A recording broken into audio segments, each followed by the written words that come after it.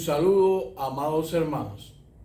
Nos encontramos nuevamente en este día a día con la palabra del Señor y le invitamos a ustedes a que continúen siendo parte con sus comentarios, con sus aportes a estos estudios, a estas reflexiones de la palabra del Señor. Continuamos con nuestra serie cómo amar al prójimo y hoy queremos hablar exactamente acerca de el proceso de honrar a nuestro prójimo. ¿Cómo lo podemos hacer? En esta sección bíblica que a continuación le indicamos, Romanos capítulo 12, comenzando en el versículo 9 hasta el 21, queremos abordar esta importante temática de cómo honrar a nuestro prójimo. Pero como siempre, le invitamos a cada uno de ustedes a que sea parte de este tiempo, comenzando siempre en oración. Oremos. Padre, te damos gracias por esta oportunidad, por tu palabra, por la manera en la cual ella nos bendice, nos orienta, por la manera en que tu Espíritu nos habla por medio de ella. Y te agradecemos por la compañía tuya constante para con tu pueblo. Y nos ponemos en tus manos para que seas tú quien hable, seas tú quien ministre nuestras vidas y nos llenes con tu gracia y con tu amor. En el nombre de ti oramos. Amén. Así que reiteramos Romanos capítulo 12, versículos del 9 al 21, para dar pie a esta reflexión de cómo honrar a nuestro prójimo en esta importante serie, cómo amar al prójimo. Cuando nos preguntamos o nos hacemos la interrogante de qué manera podemos honrar al prójimo, bueno, evidentemente tenemos que abordar en esta primera sección de este versículo, de estos versículos bíblicos, siguiendo el amor. No hay otra manera en la cual podamos honrar a nuestro prójimo que no sea siguiendo el amor. ¿Cómo podemos hacerlo? Los versículos del 9 al 13 en esta sección bíblica de Romanos capítulo 12 se encarga de explicarnos, de contarnos, de hacernos ver de qué manera podemos llegar a nuestro prójimo con honradez, o cómo podemos honrarlo a ellos. Evidentemente, para el primer paso debe ser el desplazamiento de la maldad, el echarla a un lado, el enterrarla en el fondo del mar. El mal entró a la humanidad y dañó evidentemente la relación del hombre para con Dios. El mal en toda su extensión, en el concepto de pecado, en el concepto de sus propios orígenes, pues daña esta relación para con nosotros. Por eso dice Pablo a los Romanos capítulo 9, versículo 9 y 10 del capítulo 12, el amor sea sin fingimiento, aborrecer lo malo, seguir lo bueno, amaos los unos a los otros con amor fraternal. En cuanto a honra, prefiriendo los unos a los otros. ¿Qué sección tan importante, tan bella? El capítulo 12 de la importante epístola de Pablo a los romanos. El amor sea sin fingimiento, dice el apóstol. Es razonable creer que el amor del cual Pablo está hablando abarca más que el amor fraternal, que en el siguiente versículo de alguna manera se reduce. Es muy claro la manera en que el apóstol está hablando en el amor en todas sus dimensiones, en el amor en un proceso aún más extendido y más amplio de que conocemos. El apóstol, siempre con su concepto literario, primero menciona el sentido más amplio y luego el más restringido, que es el capítulo siguiente que vamos también a abordar. Lo que el apóstol está subrayando en primer lugar es que el amor en cualquier sentido, en cualquier expresión, en cualquier forma que usted lo pueda entender, ya sea que sea un amor dirigido a Dios o que tenga por objeto a Dios, o que sea un amor que esté dirigido a su hermano en la fe, o a su prójimo, o aún a su enemigo, el amor en su dimensión pura debe estar, no puede estar concebido, no puede estar unido a la hipocresía. Si existe la hipocresía, no puede entonces existir el amor. Es decir, son dos conceptos que no pueden permanecer el uno al otro. Y Pablo está subrayando entonces a los romanos la importancia de que ese amor que ellos sienten, que ellos van a estar ofertando o van a estar ofreciendo al prójimo, pues tiene que ser un amor con esta característica, tiene que estar desprendida de cualquier tipo de hipocresía. Es decir, cuando el apóstol expresa entonces en este versículo, en estos versículos que acabamos de leer, es decir, no fingido, es decir, está hablando de un amor sincero, está hablando de un amor genuino, está hablando de un amor sin doblez, está hablando de un amor puro. En otras palabras, este amor no puede ser un amor falso. El apóstol está llamando a los romanos y también nos está llamando a nosotros, la iglesia actual, que estemos expresando este amor con estas características, con esta intención de que estemos honrando al prójimo. Podemos recordar entonces el dicho: tus obras hablan tan fuertemente que no alcanzo a oír tus palabras. Y hemos dicho que como dice el texto bíblico, por sus frutos los conoceréis. Es tan importante esta expresión. En consonancia encontramos la exhortación en el propio versículo: aborrecer lo malo. Es decir, si el amor tiene que tener, si el principio de honrar al prójimo tiene que tener esta dimensión matizada y revestida por esa intención tan hermosa que es el amor, el mal no puede formar parte. Si es un amor sin hipocresía, el mal está excluido de esa relación. Es decir que no se refiere exclusivamente a la falta de sinceridad en el amor o a la pretensión o las pretensiones que deben ser evitadas. Al contrario, Pablo está diciendo: evitar cualquier cosa que sea mala. Evitar cualquier cosa que sea mala. Evitar o poner distancia en cualquier cosa que se separe de un concepto puro del amor. Claro que el énfasis que está proponiendo el apóstol Pablo tiene que ver con el amor ágape, ese amor desinteresado, ese amor que da sin esperar recibir nada a cambio. Siempre que Pablo piensa en los creyentes, no solamente en los romanos, sino también en Efesios y en Gálatas y en otras de las epístolas, siempre está considerando que son una gran familia. Los hermanos de la fe, los creyentes, son miembros de una gran familia. Todos tienen un mismo padre, le dice a los de la iglesia de Galacia. Es decir, que están totalmente en consonancia la enseñanza de Pablo, como debe ser, con las propias enseñanzas de Jesucristo, que nos enseña a amar incluso a los enemigos. Entonces, este es el concepto que aparece en este versículo del 9 al 10. Es decir, que lo que está mostrando el apóstol es que los lazos que unen a los miembros de la familia espiritual son mucho más seguros, mucho más duraderos que la propia familia física. Es decir, tiene que tener un sentido más entrañable porque están revestidos por la potencia de ese Espíritu Santo, ese cemento de amor que mantiene los diferentes bloques de nuestra vida unidos en esa importante mansión, en esa casa tremenda que es la iglesia del Señor. Por lo tanto, lo que el apóstol está diciendo es que los miembros de esta familia espiritual deben hacer todo lo que esté a su alcance, en su poder, para permanecer mostrando este afecto el uno al otro con ese tierno amor. Es decir, este es el sentido, esta es la intención. Hay un sentido en el cual los creyentes deberían amarse a todos, y este sentido incluye también a los que nos odian, a los enemigos. Y este es un concepto bien fuerte, pero que está en consonancia con lo que la palabra de Dios nos está describiendo, nos está diciendo. Ese tierno afecto fraternal incluye la comprensión, la intimidad y la unidad espiritual que quedan reservados en ese círculo tan íntimo como el amor.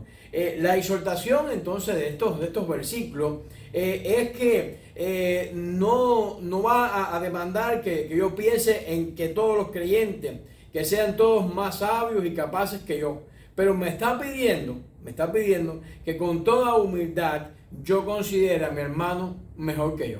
Aún sin serlo, yo considero a mi hermano mayor que yo. Es decir, que ese desplazamiento del mal, ese desplazamiento en que el sentimiento que yo estoy ofreciendo para honrar a mi hermano, a mi enemigo, viene de una motivación pura, viene de un sentido nítido, donde no hay doblez, donde no hay mancha, donde alumbra con un sentido muy diáfano y muy transparente ese extraordinario amor que el Señor tiene para con nosotros y para con nuestras vidas. Dice evidentemente la palabra de Dios en los versículos siguientes: en lo que requiere diligencia, no perezosos, fervientes en espíritu, sirviendo al Señor, gozosos en la esperanza, sufridos en la tribulación, constantes en la oración, en lo que requiere diligencia. El apóstol está diciendo que tiene que haber un sentido de apresurarse. Los días son malos, mis hermanos. No sabemos en qué momento el Señor va a retornar. Y ese pensamiento, uno más que para Cristo, uno más para el Señor, uno más para la gracia del Señor, debe estar siempre marcando, matizando nuestras vidas y llenándonos de ese empuje, sirviendo al Señor, gozosos en la esperanza, sufridos en la tribulación, constantes en oración. Ese es el sentido de la gran hermandad de la fe. Evidentemente, si usted mira el pasaje, la fuente de este entusiasmo no está en el hombre. No está en el hombre, evidentemente no está en el hombre. Podemos estar muy hyper, podemos estar muy excitados por diferentes razones o motivos en la vida, pero a veces esas excitaciones o esos estados exacerbados son muy transitorios, son muy marcados y la mayoría de las veces están enfatizadas en circunstancias. Si una persona va a ser inflamada en un sentido puro por el entusiasmo, es el Espíritu Santo el que verdaderamente desea hacerlo. Por eso Pablo dice: nunca os restráis en mostrar entusiasmo. Es decir, nunca se demoren ustedes en entusiasmarse, sino que sean lo suficientemente diligentes en ese sentido de amar. Es decir que, bueno, yo voy a cuidarme, no sé todavía si mi hermano me va a amar o no, si me va a entender o no. No, lo que la palabra nos está diciendo es que tú tomas la iniciativa y que no te reste, no te opaque, no te quedes atrás en ese vivo deseo de actuar en el servicio del Señor, en estar haciendo. Es decir que nos está llamando, como dice, a que seamos radiantes del Espíritu. Es decir, que estemos transmitiéndole a otras personas ese gran amor que tiene el Espíritu de Dios para con nuestras vidas. Que estemos irradiando ese gran amor del Espíritu en nuestros corazones. No solo de los creyentes deben preocuparse de que no se apague el Espíritu. No es cuestión de que nos preocupemos de que no se apague el Espíritu, sino que el Espíritu esté en toda la plenitud y que cada de nuestras acciones y cada de nuestros hechos estén matizados por ese gran amor, ese deseo diligente de servir en el Espíritu. Es decir, que tenemos que pedirle fervorosamente a ese Espíritu Santo que nos llene de celo, de entusiasmo necesarios para cumplir debidamente los deberes cristianos y para lograr la gran meta del Señor, alcanzar todo este mundo para Jesucristo. Este debe ser nuestro sentido, nuestro máximo énfasis en esta intención de honrar a nuestro prójimo en ese sentido. Por esa razón, fuera la pasividad. El cristiano tiene que echar fuera la pasividad. De alguna manera no puede ser alguien que esté esperando, expectante. No es alguien que toma la iniciativa, no es alguien pasivo. Es alguien que está con gozo y con entusiasmo alcanzando, haciendo todas las tareas y sirviendo al Señor de una manera real y de una manera consagrada. Esa debe ser nuestra intención, esa debe ser nuestro deseo. ¿Por qué? Porque tenemos una esperanza, como dice el texto, una esperanza en la salvación futura. Es decir, tenemos un sueño, tenemos una meta y ese estímulo va a traer un gozo presente. Es decir, yo voy a hacer para el Señor y el Señor va a estar haciendo en esa vida, el Señor va a estar mostrándose en otras tantas personas. Es decir, que los hijos de Dios van a ser capaces de perseverar aún en medio de las aflicciones. En medio de las aflicciones del presente siglo malo, la iglesia de Dios sigue avanzando, sigue progresando, por ese entusiasmo que el Espíritu de Dios coloca en los creyentes, y que los creyentes no solamente deben tener a ese Espíritu, sino también que deben manifestarlo en toda esa pasión por el trabajo que hacen en la obra del Señor. Esta perseverancia indica entonces resistencia bajo presión. Bajo presión. Es decir, que vencemos el estrés y lo vencemos con el propio Espíritu de Dios. Esto evidentemente no es fruto de la sabiduría humana, no es tampoco fruto de las habilidades humanas, es un fruto de la gracia de Dios, de la gracia de Dios. Por la gracia de Dios somos lo que somos. Dios, Pablo se apresura a hablar que seamos también persistentes en la oración. Evidentemente, mis hermanos, sin oración constante, ese gozo perseverante no va a poder tener una vida larga, como deseamos, como intentamos que logre. Es decir, la oposición pues procede del mundo, y las dudas vienen también de nuestro interior, y son muchas veces muy, muy fuertes. Recordemos los grandes padres de la fe, Abraham, Isaac. Muchas veces la duda estuvo presente en su actuar, en las decisiones también que tomaron, algunas apresuradas y demás. La duda estuvo marcando no toda su vida, pero sí algunos momentos muy puntuales de la misma. La oración constante es ese antídoto, es esa energía que viene a recargar nuestra vida espiritual, que viene a llenar nuestras baterías espirituales con la potencia, como dice este eslogan, ¿no? de Duracell, algo que está por 10 años con garantía, mucho más tiempo. Necesitamos orar fervientemente. En realidad, la perseverancia en la oración es lo que facilita que no haya ningún tipo de obstáculos en este proceso. El versículo 13 dice: compartir las necesidades de los santos y practicar la hospitalidad. La hospitalidad, que era un elemento muy importante. Debemos estar pues recordando que el apóstol Pablo era un gran viajero. No era alguien que hacía viajes turísticos, pero sí hacía viajes misioneros. Y era muy importante para él tener un lugar donde alojarse, un lugar donde tuviera las condiciones mínimas para organizar y fundar las nuevas iglesias, para poder prepararse en oración, para ministrar a los creyentes ya existentes en esas comunidades. Es decir, que evidentemente hacía falta hermanos que estuvieran dispuestos a hospedar al apóstol y a otros creyentes en la casa. Por lo tanto, la hospitalidad dentro del pueblo de Dios siempre ha sido un elemento muy marcado e importante que nos distingue de otras comunidades. Es decir, que estemos vivamente interesados en proveer buenos lugares de alojamiento. Pablo está diciendo que practiquen la hospitalidad de una manera gustosa, no es regañadiente, como parece haber sucedido en ciertas ocasiones.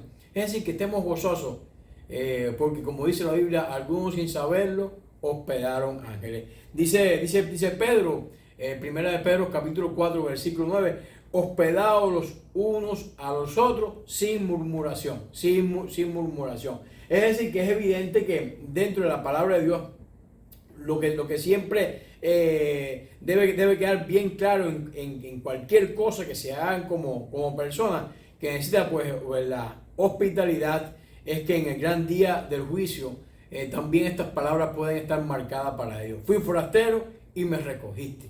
Ese es el sentido. No sabemos a quién estamos hospedando, no sabemos qué estamos haciendo, pero el Señor nos llama a que seamos una iglesia hospitalaria, una iglesia acogedora, una iglesia que esté dispuesta a ayudar.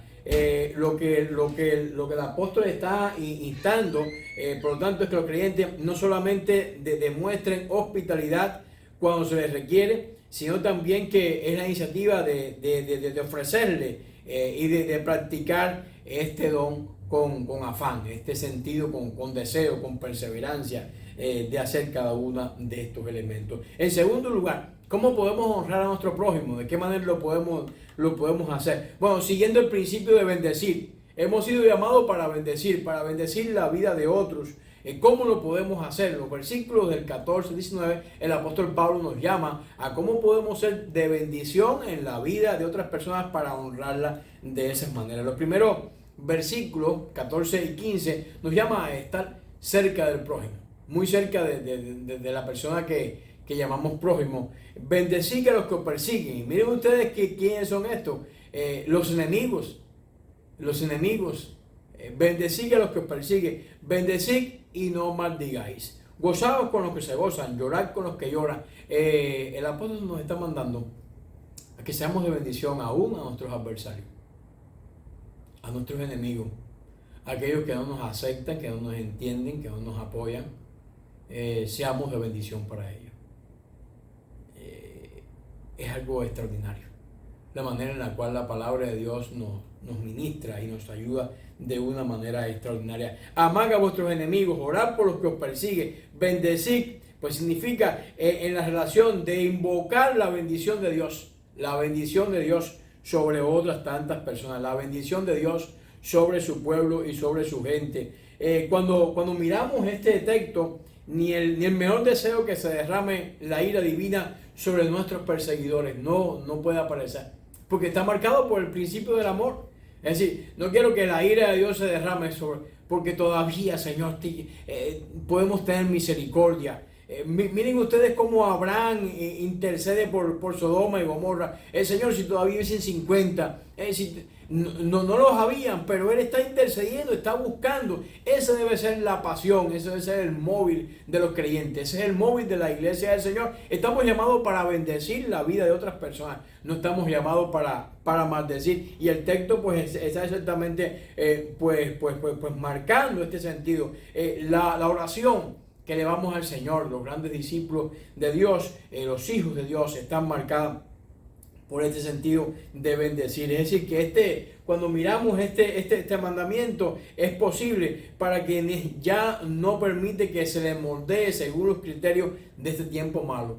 Ya, las circunstancias ya no me, como dice la canción, las circunstancias ya no me mueven a mí. Este presente siglo malo no va a tener ese impacto sobre mi vida, porque yo voy a estar sencillamente, como dice el versículo 1, siendo transformado y renomado. ¿Por qué? Por ese Espíritu de Dios que está obrando en mi vida y está obrando en mi corazón y me está llenando de una manera tremenda. Una manera de demostrarnos a que nosotros mismos, con mismos corazones, debemos estar identificados con otras personas. De modo tan solamente pues lloremos con los que lloran, sino también llegamos a regocijando con los que se regocijan, y estemos no solamente con los hermanos en la fe, sino con todos aquellos en los cuales entrar en una relación de cierta amistad, sean creyentes o no sean creyentes. El texto enfatiza en los no creyentes, sean creyentes y no sean creyentes. De todas formas, nuestro sentido tiene que ver o está marcado con el amor. Evidentemente, si lo miramos en el antónimo, muchas veces es bueno para comprender lo que la Biblia nos quiere decir. Si lo miramos con lo opuesto, lo opuesto de regocijarse es estar lleno de envidia. Ese es el hijo mayor de la parábola del hijo pródigo. No se estaba regocijando cuando su hermano menor había sido salvado. No se estaba regocijando en que pudieran ofrecerle todo ese vínculo familiar que él mismo había roto con sus acciones, pero que ahora venía con la intención de ser aceptado nuevamente, y el Padre en misericordia pues lo hace de una manera ferviente. No podemos comportarnos como ese hijo mayor de la parábola del hijo pródigo. Es decir, que no podemos estar llenos de envidia, como Tito nos dice en su palabra. Y la contrapartida de llorar es deleitarse. Si nos deleitamos en el mal ajeno, a veces nos decimos, qué bueno que le pasó. Le hacía falta eso. Somos insidiosos muchas veces. Tristemente. Qué bueno es entonces que como creyentes estemos libres de ese concepto, porque la palabra de Dios nos está mandando que estemos cerca del prójimo. Nuestra intención es que ese gran amor de Dios, que tiene para con toda la humanidad a través tuya esté fluyendo en esos corazones y en esa vida para que puedan experimentar el cambio y la transformación que el versículo 1 de este capítulo 12 nos está recomendando a los creyentes como una razón importante para tenerla presente. Por lo tanto, tiene que haber una humildad en el trato. Por eso dice el versículo 16-17, unánimes entre vosotros, no altivos, sino asociados con los humildes. No seáis sabios en vuestra propia opinión, no paguéis a nadie mal por mal, procurad lo bueno delante de todos los hombres, procurad lo bueno delante de todos los hombres, unánimes entre vosotros, no altivos, asociados con los humildes. ¿Qué texto tan maravilloso! Cómo el apóstol Pablo nos está mostrando de qué manera podemos honrar a nuestro prójimo, cómo lo podemos hacer. Mirando la razón básica que el texto nos está ofreciendo es que vivamos en armonía con las personas que están a nuestro alrededor, que toda manifestación de orgullo pecaminoso sea eliminada de nuestros corazones, sea quitado de nuestras vidas. Fuera el orgullo, con toda humildad, con toda humildad, la iglesia debe estar sirviendo. Desde ahí que Pablo diga, no hacéis vuestros ojos a lo que es alto, o sea, nadie sea altanero o algo por el estilo. Nadie sea de esa naturaleza, sino que actuemos con humildad. La iglesia del Señor debe ser una iglesia humilde. Y déjame decirle, cuando hablamos de iglesia no estamos hablando del templo, sino estamos hablando de cada una de las personas. Tú compones la iglesia del Señor si eres alguien que ha recibido a Jesucristo como el Señor. Tenemos que echar fuera entonces ese espíritu vengativo, el de desquitarse por algún daño sufrido. Esa es la persona que está siempre pues cazando falta, que está buscando cómo hacer daño, está vigilando, está expectante. Voy a ver para dónde cogió, voy a ver para dónde siguió, voy a seguirlo por aquí, voy a seguirlo por allá. Ese no ha nacido de nuevo. Ese espíritu vengativo debe estar siendo echado fuera de la iglesia del Señor. Es decir que esto nos trae a la algunos pasajes paulinos posteriores. 1 Tesalonicenses capítulo 5 versículo 15 dice, mirad que ninguno pague a otro mal por mal. No solamente el apóstol Pablo le dijo esto a los romanos, sino también que se lo dijo a la iglesia tesalónica. Es decir, que es un concepto importante dentro de la iglesia del Señor y dentro de los hijos de Dios. Cuando nos maldicen, entonces, ¿qué debemos hacer? Bendecir. Cuando nos persiguen, ¿qué debemos hacer? Soportar. Cuando nos difaman, ¿qué debemos hacer? Contestar amablemente a esas difamaciones. ¿Por qué no sufrir el agravio? Dice el apóstol Pablo a la iglesia de Corintios. ¿Por qué no toleran más bien el ser defraudados? Ese es el sentido. Y tú dices, pero él no lo hizo, pero tú no eres responsable por su manera de actuar, tú eres responsable para contigo delante de Dios. Tú tienes que darle cuenta a Dios por ti, no porque la otra persona hizo. Ya Él tendrá su propia manera o su proceso de cambio. Primera de Pedro capítulo 3 versículo 9 dice, no devolvéis mal por mal o insulto por insulto, sino bendición con bendición, bendición con bendición. Así dice Pedro. Otro apóstol nos está mostrando también. Bendición con bendición, bendición con bendición. Ese es el llamado o cómo podemos honrar a nuestro prójimo, bendiciendo a otras personas. La condena es de un espíritu vengativo, es algo que está distante del creyente, está fuera de los creyentes. La presunción de que individuos en particulares tengan el derecho de tomar en sus propias manos la función de un magistrado civil en un crimen como es el pecado, debe estar desarraigada. No somos jueces. En el Antiguo Testamento se manda ojo por ojo, herida por herida, pero la palabra de Dios nos está encomendando en este texto que debemos aprender a practicar esa misericordia y ese gran amor. Pablo desea que aquellos quienes se dirigen, en este caso los romanos y también tú, en el día de hoy, tú y yo en el día de hoy, vivamos una vida en una consagración total. Dios, el Dios de amor genuino por todo aquello, aún es también el Dios de los perseguidores. También es el Dios de los perseguidores. De modo que los extraños no tengan nada en los cuales tener una oportunidad legítima para quejarse o acusarse. Nada para quejarse o acusarse. Es decir, que los que calumnian sean de esta manera avergonzados. Nadie quiere que ellos sean un estorbo, una piedra de tropiezo, impidiendo al inconverso que pueda aceptar el Evangelio. Lejos de ti, lejos de mí, que esa sea una intención, que por nuestro propio espíritu vengativo estemos siendo piedra de tropiezo para que otras personas vengan al conocimiento de la gracia de Dios. En vez de ello, el deseo de conduzca un asunto de tal manera la conciencia pública, su noble propósito como personas que aman a Dios y que en la vida devota a los creyentes sean instrumentos. Dios quiere que tú seas un instrumento para bendecir, un instrumento para la conversión de los pecadores, un instrumento para que el mundo vea la gloria de Dios en ti, la gloria de Dios actuando en nosotros. Dice en los versículos 18 y 19, ¿cómo podemos bendecir siendo fuente de paz? Si es posible, dice la palabra, en cuanto dependa de ustedes, viven en paz con todos. No tomen venganza, hermanos míos, sino dejen que el castigo en las manos de Dios, porque está escrito, mía es la venganza, yo pagaré, dice el Señor. Mía es la venganza, yo pagaré, dice el Señor. En un mundo de una paz fracturada, como es el que estamos viviendo, como el mundo en que vivimos, una paz donde está la paz fracturada, naciones que toman la atribución de legislar lo que otros deben hacer, naciones que invaden, asesinan, en fin, miramos una paz muy endeble la que este mundo está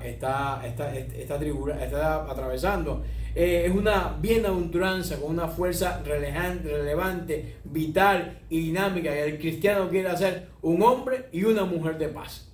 Donde haya guerra, traiga yo paz, Señor. Esa debe ser la oración del creyente. Es decir, que seamos una fuente de paz en un mundo en guerra, en un mundo en llamas. Este es un mundo candente. Seamos hombres pacificadores. Aquellos que somos líderes de paz. Si es posible, vean ustedes lo que el texto nos está diciendo. Si es posible, hay ciertas circunstancias en las cuales el establecimiento o el mantenimiento de la paz resulta un poco imposible. No solo proponga la paz, sino también la santificación. Y esto debe ser un sacrificio, ¿no? Si el mantenimiento de la paz implica el sacrificio de la verdad y del honor, entonces no debe ser. Si usted tiene que renunciar a sus principios, a sus puntos de vista, a sus criterios bíblicos para mantener la paz, entonces no debe funcionar. Pero por eso dice, si es posible, en cuanto dependa de vosotros, en cuanto dependa de ustedes. Y la idea es que estemos dispuestos a ceder, siempre y cuando los principios bíblicos no sean violados. Por eso dice el texto, en cuanto dependa de vosotros. Es decir, hay situaciones en que demandan el sacrificio de la paz, pero debemos estar seguros de no ser nosotros los culpables de una intención de intransigencia. No debemos ser nosotros que tengamos ese sentido o ese proceso. Supongamos que hemos hecho todo lo que está en nuestro poder para establecer y mantener la paz. La otra persona no está dispuesta a aceptar la paz, a menos que fuera en condiciones que nosotros como cristianos no podíamos aceptar. En tales casos, Dios no nos considera responsables de esa paz. Pero es importante que tengamos claro, que estemos conscientes de lo importante de estos conceptos, siendo fuente de paz. En vez de tomarse la venganza, el deber y el gozo del cristiano es devolver bien por mal. El día de la retribución divina no ha llegado aún. Por otra parte, como se ha indicado anteriormente, las personas dañadas no tienen derecho a tomar para sí la función de un magistrado civil. No tenemos ese derecho. Somos hombres y mujeres de paz. Así es el creyente, así es la iglesia del Señor. Hombres y mujeres de paz. En el tercer punto podemos mirar el principio de la solidaridad. el principio de ser solidario. ¿Con quién? Nada más y nada menos que con los enemigos. ¿Cómo lo miramos en el texto del versículo 20?